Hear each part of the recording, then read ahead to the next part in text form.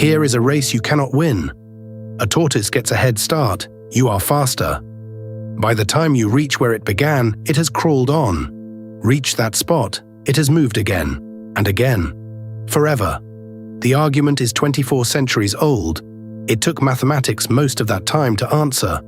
Elea, southern Italy, around 450 BC. Zeno, student of Parmenides, who taught that change is an illusion, writes a book of 40 paradoxes. We know them because Aristotle wrote them down to argue with them. The most famous star's Achilles, swiftest of Greeks, chasing a tortoise he can never catch. Zeno was only warming up.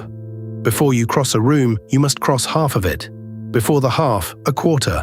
Infinitely many tasks before your first step. Motion cannot even begin. And an arrow in flight? Freeze any instant. It hangs there, filling its own length.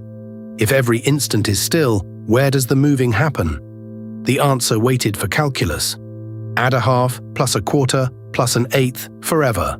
And the sum is not infinite. It is exactly one.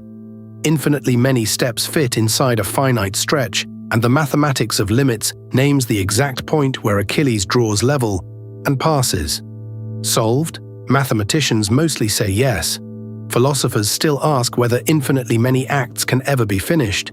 Physicists still wonder whether space is smooth all the way down or grainy.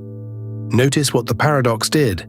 Zeno was wrong about motion, and everything built to prove him wrong became indispensable. Limits, calculus, the mathematics that steers planets and planes. A great paradox is not a wall. It is a door, and we are still walking through this one.